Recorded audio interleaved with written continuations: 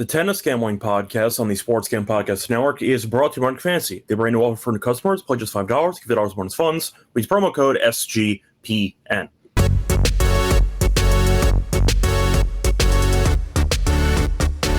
And welcome, everybody, to the Tennis Gam Podcast here on the Sports Gam Podcast Network. It's currently Monday afternoon, September 22nd, around 3 p.m. Eastern. I'm Rosso Reichel once again going solo for this pod. Time to get into the final matches in Chengdu and in Hangzhou. We have two title matches to break down taking place Tuesday morning. We'll break down both those in a second. Before we get into any of the actual preview of those two matches, a reminder that you can also support the show by liking and subscribing on YouTube. And a reminder, you can also check out the podcast audio only on Spotify and Apple. When you do so, don't forget to leave a rating and a review. So a couple ways to get to the show, either on YouTube. We also simulcast it on Twitter. And also, if you want the audio version only, check out Spotify or Apple, SGPN Tennis Game Podcast. Leave a rating and a review when you do so. Plus, a reminder, check out the merch store on the SGPN website. We have a lot of great merch for tennis. We have shirts, sweatshirts, mugs, different colors, very affordable and comfortable. So check out the different merch that we have for the show. Plus, a reminder, if you want some free picks and podcasts from SGPN in one easy location, instead of having to constantly search on YouTube for each individual show's channel, check out the SGPN app. Free to download on the App Store to get all of the free picks and podcasts in one easy location. Anyway, starting off with the recap of what happened in the semis. Unfortunately, I did not choose wisely for the lock and dog. I would say the reads for the matches in particular were not that bad. I just picked the wrong place for the lock and dogs. For the lock, picked up a loss. We had Nakashima team total over 12.5 games at minus 145. Caesars went rogue for a team total price, which was too good to pass up on, and we needed him to win at least one set. He was minus 460 to win a set, and he did not. So picked up a loss there, as Tabilo did beat him in straight sets. For the dog, I was really torn between the over 2.5 sets and the Royer money line, and I chose poorly, as I thought Royer would win in 3. He did not, as he won in straight sets. He dominated, but either way, the over 2.5 sets did go up in flames. So once again, not exactly great picks by me. For the recap, though, of the semis, the match predictions were not that bad. The Tabilo one was not right. We thought Nakashima might end up winning, but we thought it'd go 3 sets, and Tabilo was just too good, simply put. I know Nakashima's not a great returner. Tabilo, though, was playing out of his mind, and Nakashima really just couldn't do anything against him. I believe Tabilo faced 0 breakpoints in the entire match. We got the tie break that we expected.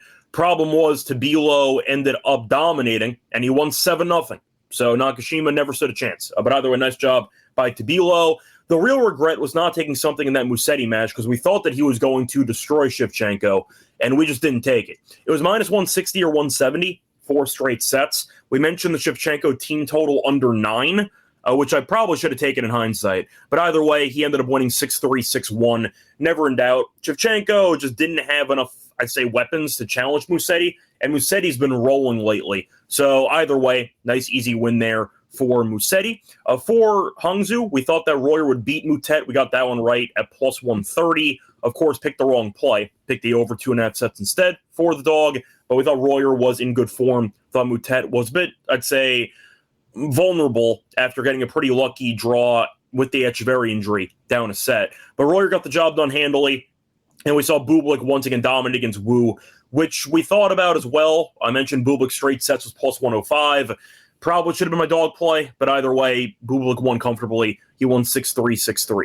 So after seeing a bunch of drama for the previous few rounds, a bunch of 3-setters, a bunch of tie breaks, etc., a very boring morning of tennis in Chengdu and in Hangzhou, because every match, all 4 of them in the semis, ended in straight sets. And only one match had sets with 10 or more games, because Tabilo and Nakashima ended up 6-4, 7-6.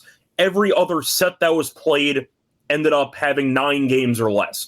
So very, very lopsided either way for the matches. And if you stayed up to watch them and you picked the right side, there was no sweat at all for you. It was very straightforward. But either way, maybe we'll get some more drama in the finals. We'll see what happens. But either way, definitely not exactly as, I'd say, drama-filled as we were hoping for the matchups there in the semis. See people stopping by. I see somebody who I actually don't recognize from Romania. How's it going? What's up? But either way, he's asking if I'm going to be posting about Tokyo, etc.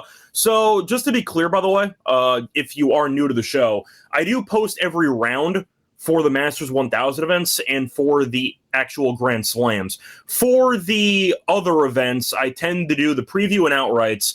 I do quarters, I do semis, and I do finals. So I do usually 4 episodes per tournament, but with the 1000s and with the Grand Slams, I do every round. So it's a little bit different there, but welcome to the show. Either way, though, checking out the comments section, I see Uneducated stopping by again, and I see AO stopping by, so nice to see you. Uneducated mentioning the challengers I should say qualifying in China. Yeah, for the upcoming schedule, I know that you have Tokyo and Beijing coming up.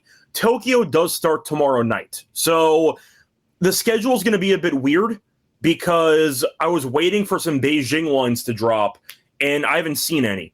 So we might have to do outright episodes that are individual for Tokyo and for China. We're going to see what happens, but unless they post Beijing outright odds somewhat, I'd say soon, then we might have to go rogue and do a Tokyo episode only, and then a China episode or a Beijing episode only too. So either way, point is we're going to see what happens moving forward. It really comes down to when they post the outright lines, and then if they do that in time, we'll group both of them together, do one episode for the outrights. If not, we'll break them into 2, and we'll do it whenever they actually post the lines. See, we have a guy from New Orleans as well, so welcome to the show. Hopefully you enjoy the content. But either way, a time to get into the finals. But before I actually get into that, just quickly looking at anything else I want to talk about. Laver Cup action ended. You saw Team World actually win. Good for them. Real story, though, seemed to be the complete no-show by Zverev, who got destroyed by de Minaur and Fritz. Rumors he was injured, and he played anyway. You saw Alcaraz lose to Fritz as well the day prior. Alcaraz beat Cerundolo. Saw de Minaur, who was basically Team World MVP. De Minaur was fantastic for the entire event. Bit shocking that Team World ended up winning, but Zverev was awful throughout the entire event, which led to some, I'd say, concerns about his health. Look, at the end of the day, it's a team competition. If you are not fit enough to participate, then you shouldn't be on the court. Like, I'm not going to show Zverev any real sympathy here. He knows how healthy he actually was. The coaching staff, I'm sure, could have pulled the plug on Zverev and picked somebody else if they wanted to. They chose to use Zverev. He lost again in straight sets to de Minaur and Fritz over the weekend. He was a disaster, simply put. And I thought he was the least valuable player for Team Europe in the entire event. But either way, Team World ended up winning. Does it matter? No. It's a nice job when you win, despite not having Shelton and Paul, who had to drop out with injuries. You threw in Opelka in there. I know Fonseca won a match. He was the last-second fill-in too. But looking at the actual rosters, it was a bit surprising that Team World ended up winning. Shout out to Agassi, who I thought did a pretty good job coaching the team, and I thought that he was definitely a guy who seemed to bring the right amount of positivity and optimism to the team, which helped them win. It doesn't really matter. It's an exhibition. I think the Laver Cup is stupid, but either way, if you paid attention to it, nice job by Team World getting the job done.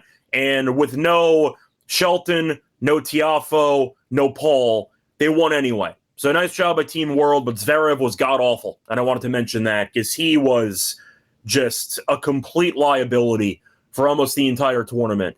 And for a must-win match, once again, Team Europe was up against it. They needed to win out in order to actually win the entire event. And they threw injured Zverev out there against Fritz, who, first of all, owns him. Fritz has owned the head-to-head for the last couple of years. And second of all, he was not 100%. So I question the decision. I think it was Yannick Noah who made that choice as the coach. But either way, I thought throwing Zverev out there was an extremely reckless decision, which did not pay off. And we saw Zverev lose to Fritz. So there you go. But nice job by Team World. Shout out to them. And if you cared about the Laver Cup, hopefully you had a good time. If not, you probably forgot it was happening. But Team World ended up winning. And we, as a group, got to laugh at Zverev again, which is always fun. Anyway, that's going to do it for the recap of the last day or so. Before we get into the preview of the finals in Chengdu and Hangzhou, reminder, they're brought to you by our sponsor, which is MyBook.ag, using to bet on different sports, especially football, both pro and college. They have a prop builder, second to none. Their motto is very simple: bet on anything, anywhere, anytime. You can use crypto for deposits and payouts when you sign up for a new account. Use code SGPN for 100% bet back bonus $500 for new customers. MyBook.ag promo code SGPN. SGPN. We're also brought to you by Novig, which is America's #1 sports picture market. Since Novig's an exchange, you're getting the best price available in the market. Also, Novig's available in 35 states, so make sure your state actually has it available for you. Or if you're in international waters, that's fine. Make sure to check if Novig is available over by you in your country. Also, download the Novig app. Get $50 when you spend just $5. Use promo code SGPN. Get on the actual Novig. Promo code SGPN. Welcome back, everyone, to the Tennis Game Podcast. Finish recapping what happened in the semis. Time to move on into the title matches in Chengdu and in Hangzhou. So, like always, Chengdu is happening first for the actual time that they're taking place. Chengdu is going to be happening at around 7 a.m. Eastern. Hangzhou is around 7:30 a.m., so a half-hour start there for Chengdu, which has been consistent in each round. Now, for the actual matchup in this one, you have Musetti taking on Tabilo. Bit of unfinished business for Musetti, who lost to Shang in the final last year. Now, once again, he's against the lefty, and we'll see if he can get the job done. Now, Shang, we know, was in great form. He had some crowd advantage. Not so much this time around, because, of course, Tabilo is Chilean, so the crowd should be relatively neutral. But either way, we'll see if Musetti can get the job done after losing the final here last year. Now, for the pricing, you have Musetti being a massive favorite, about minus 300.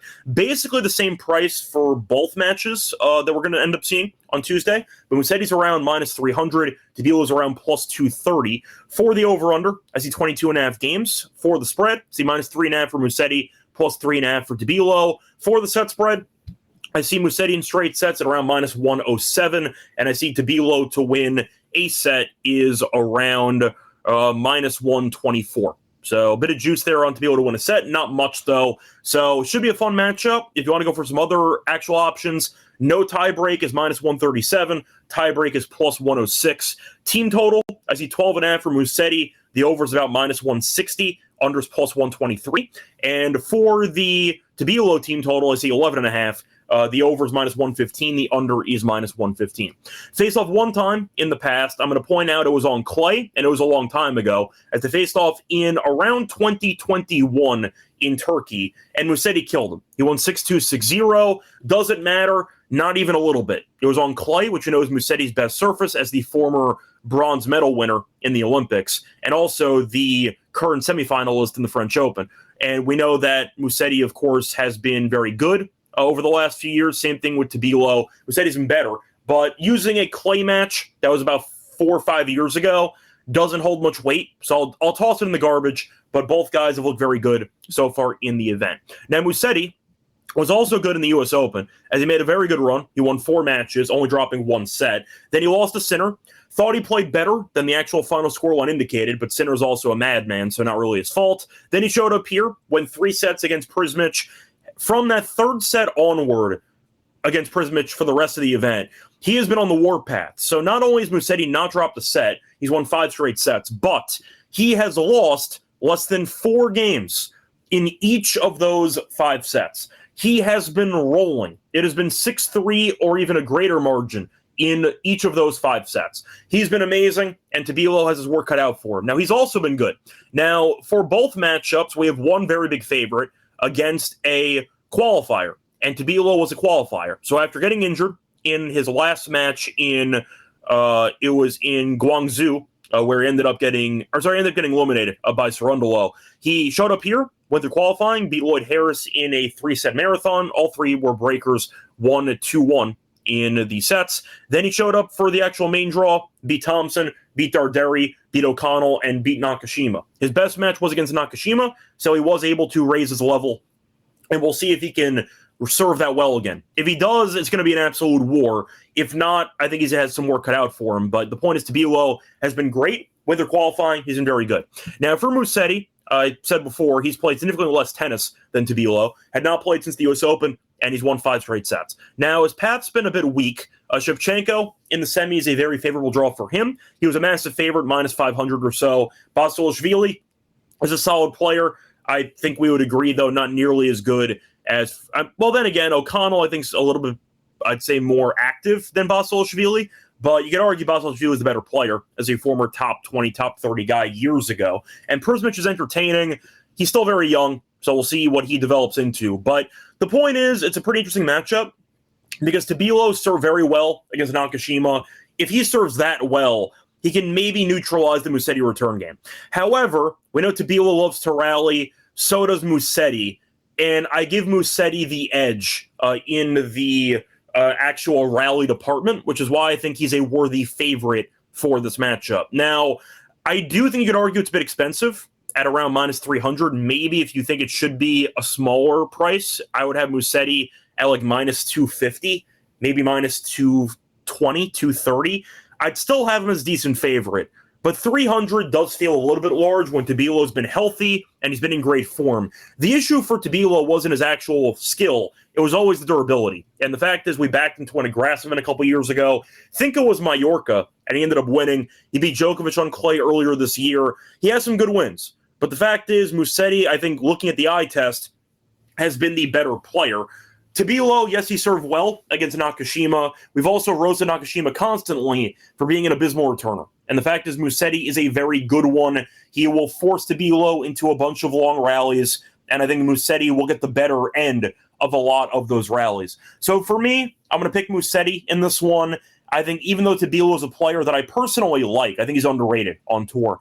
Having said that, Musetti has been a top 10 player in the world all season, not even just on clay. He's been good on hard court, made a good run in the U.S. Open, and the fact is, I do think there's a tier gap between these players.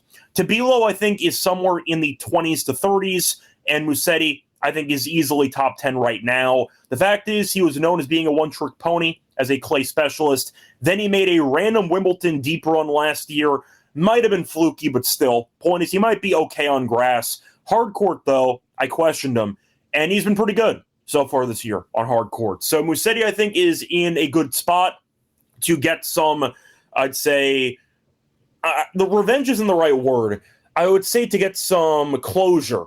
After losing in the final here last year, he's back in the same exact spot as he was, and now he can finish the job. I think he does. I think he gets some closure. I think he gets some vengeance, and I think he gets the job done in this one. The real question isn't if Musetti's going to win or not. The question is if Tabilo actually wins a set in this one, because it's priced basically like it's going to go 3. And I might be inclined to agree with that. It comes down to if I think Tabilo can unload and shorten the points. Because the longer the point goes, I think the bigger the edge Musetti has with his defensive resources, the defensive lobs. He also has, of course, the firepower on both wings to get the job done. Musetti's also not that great against lefties. I looked it up. I believe he's 1-3 straight up in his last 4 matchups against lefties, so not the best results against a lefty, which Tabilo is, which maybe opens the door for Tabilo to keep this interesting. I think it'll be close. I'm not picking an absolute rout. I think Tabilo makes Musetti work for it, but I think Musetti wins. If I had to go for a prediction, I'll go 3 in this one. Give me Musetti winning a 3-setter, so I don't mind the over, but I think Musetti gets the job done for this one. Moving on to the final in Hangzhou, you have Bublik taking on Royer. Now, Bublik entered the event with some injury concerns, which is why I skipped him for the event. I would have easily taken him. The problem was he got injured against the likes of Kwon in Davis Cup action, and I questioned if he would actually play in this event. And boy, has he played. So he beat Vukic. He ended up beating lucky loser in the third round, and he ended up beating Wu in straight sets. The real story, though, has been the serve for Bublik, because he has not been broken a single time in the entire event. And furthermore, he has only faced 1 break point in the first 3 matches combined. Bublik has been a top 10 player in the world for the last couple of months. I did the research earlier, and Bublik has won 14 of his last 15 ATP matches. He is 14-1. The only loss was against Sinner, which is understandable in the U.S. Open. But he has been absolutely incredible. And the fact is, I think you're looking at a spot where Bublik has been just on the warpath for months. Now, for the pricing, pretty similar to the Musetti pricing, a bit more expensive. Bublik's around minus 380. I see Royer around plus 280. I see the over-under at 22.5. For the set spread, I see Bublik in straight sets at around minus 110. I see Royer to win a set also around minus 110. For the game spread, minus 3.5 for Bublik. You have plus 3.5 for Royer. And if you want to go for the over 2.5 sets, I see plus 160. Now, once again, Bublik has been dominant, ended up beating Boo handily. If you want to go for some other angles, you might consider the spread if you think he absolutely buries him. But the real concern I have is, first of all, I'd say the uncertainty regarding Royer, because he's never been an ATP title match before, so nerves can play a factor. Then again, I believe he was never in a semi, and he killed Moutet. So I mentioned before, Bublik has been coasting. Royer went to qualifying like Tabilo did, beat Chen, beat Spaziri, beat Kovacevic, beat Rublev, beat Tien, and beat Moutet. So for the main draw, not an easy path for Royer, and round of applause, he got the job done to actually reach this point. Having said that, Bublik is a different animal, and I think Royer's got his work cut out for him again. I'll put it this way. If you're asking who I think is more likely to pull off the upset as a 2-1, I'd say north of a 2-1 dog, I would pick Tabilo over Royer. It's really tough to pick against Bublik at this point, which sounds insane if you listen to this like 8 months ago, because Bublik was our original bet against him first set. He'll no-show early, then he'll show up late. Bublik, though, has found a certain mental clarity and a certain, I'd say, realization that he's really, really good at tennis. And if he just applies himself, he can beat anybody. And even beat Sinner on grass a couple months ago. So I think Bublik is just too good right now. And the fact is, not getting broken a single time and only facing one break point in the entire tournament. Do I think Royer can either match his serving display or can he force multiple breaks? And I'm skeptical of that proposition. I think Bublik wins. I think Royer's made a great run. I recognize he's beaten some very good players along the way, but Bublik is, in my opinion, a firm top 10 player in the world right now based on form, winning 14 of his last 15 ATP matches. I think he's in a great spot to win in straight sets. Royer maybe can surprise. He has the firepower and pretty decent net skills. But I do think Bublik will force some break points. We know Bublik has pretty good court coverage, and the fact is Bublik does stand very far back on the court in the return game, which can maybe neutralize the aces for Royer. But I do think Bublik's serve has been the biggest weapon in the entire event so far. And unless Royer finds an answer to that serve, I just question how many breaks he'll get in this match. If he only breaks one time, let's give him a break. He does more than the previous three opponents for Bublik combined. Let's say he gets one break. Do I think Bublik will break more than one time in the event, in this matchup? I do. So with that being the case, Royer has to break probably multiple times or win a tie break to pull off the upset here. I don't see it. I think Bublik keeps it rolling. He's won multiple titles over the last 2 months. I think he'll win another one on a Tuesday. Give me Bublik in straight sets of minus 110. I recognize Royer has been a very solid player for the event. And once again, I'm going to keep an eye on him moving forward. I think he's going to be a future top 50 guy. I believe he's officially number 75 in the world. He moved up about 30 spots already in the past few days. But Bublik is just so good right now. I really can't go against him. So give me Bublik to get the job done in straight sets here. Maybe one breaker in there. But I just don't see him getting on the scoreboard, him being Royer. I think Bublik wins 2-0. It's going to wrap it up for the preview of the two matchups on Tuesday. Time to move on into the Lock and Dog picks. Before we get into the Lock and Dog, a reminder they're brought to you by our sponsor, which is Unread Fantasy. Use this to play Fantasy Pick'em. You go in 500 times your entry, play high or lower on your favorite player stats. Available in multiple sports, including tennis. If you want to go for aces, if you want to go for double faults, if you want to go for breaks of serve. They also have total games and other options there, so check out the actual once again, options they have for tennis on Underdog. But when you sign up for a new account, use the brand new offer for new customers. Play just $5, $50 bonus funds. Use promo code SGPN. We're also brought to you by Rhythm. If you want to check out some great models for college football and the NFL, you can check out Rhythm because they have a leaderboard with weekly cash prizes for tracking your bets in the app. Track 5 bets on models that you build of any type, and you can't win 1K. The bets do not have to win. Just build a model, track 5 plays, and you're entered into the giveaway to win 1K. And a reminder, if you also want to check out Rhythm, you can get a nice discount code with us. Use the promo code SGPN25 when you download the Rhythm app for a quarter off your first month. Download the Rhythm app and use promo code SGPN25 for a quarter off your first month. Welcome back, everyone, to the Tennis Game Podcast. Finished going through the preview of the title matches in Chengdu and in Hangzhou. For the lock and dog picks.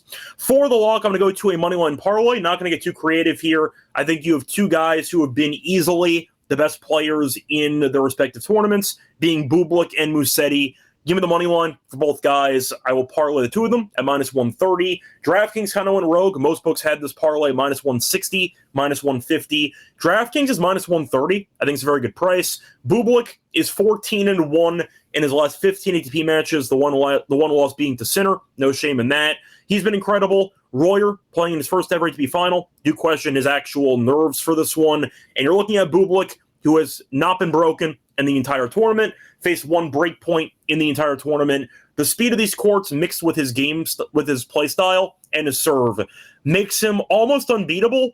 And Vukic won a set against him in a tie break. That's basically Royer's only hope, in my opinion. Maybe he gets a break. I'm not sure he holds every service game either, so you might see maybe a breaker. But I think Bublik's a better player by a decent margin. Royer's been good. Maybe he'll keep the fearless play style. But I just think Bublik has a bit too much firepower on these courts to get beaten. Think he'll win. If Royer wins a set, good for him. I don't see him winning two. So give me Bublik money line for this one. For Musetti, based on eye test, I think even though Tabilo has been good, Musetti has been the best player in the field. He's won 5 straight sets by at least 3 games. So once again, 6-3 or less in every single set for the last 5. He's been rolling. He's been very good. Tabilo, I understand, can be dangerous. I recognize how good he is. But Musetti is a top 10 player in the world. He's very, very solid on these courts. The firepower that he has is underrated. I think he has more pace on both wings than Tabilo, and I can see him using it for this one. So I think Musetti, who also lost in the title match here last year, has some extra motivation. Think he'll finish the job. Give me the two chalky favorites parlayed together as my lock, Bublik and Musetti on the money line at minus 130. For the dog, I'm going to go to a similar idea, but I'm going to go with a bit of a different breakdown. I will take Bublik straight sets. However, it was minus 110. I will throw in Musetti to win a set as a parlay piece to get this to plus 114. The truth is, there really weren't many, I'd say, plus money plays that I liked on the card, because both Musetti and Bublik are minus prices to win in straight sets. And I didn't want to gamble on the over 2.5 sets for the Musetti match. So instead, I'll pick Musetti to win a set as a parlay sweetener to get this to plus 114. But Bublik, once again, has been rolling, not been broken in the entire event. Musetti has won at least one set in 18 of his last 19 matches. One exception was against Sinner in the US Open, where I thought he actually played pretty well. But Bublik has been rolling. I think that you're looking at Royer, who's been good too. But Bublik, based on his form, based on his overall intensity recently, just feels like he is too much for anybody to handle on these courts. I like Bublik straight sets anyway, but I can get it at plus money if I throw in Musetti to not get curb stomped by Tabilo. Good enough for me. Give me Bublik straight sets with Musetti to win a set at plus 114. So once again, the lock and dog picks for the finals. The lock's going to be on Bublik money line, parlayed with Musetti money line at minus 130 on DraftKings. For the dog, give me Bublik straight sets with Musetti to win a set, or the Musetti plus 1.5 sets play at plus 114. To wrap it up for the show, once again, we'll be back for Tokyo and for Beijing. Not sure if we're going to do both in one episode or individual episodes, because it depends on when the outrights get posted for Beijing. But either way, a couple of 500 events coming up over the next few days. Should be fun. And until next time, I'm on Twitter, Reichel Radio. Good luck to all of you and all of your bets. Bye, everyone.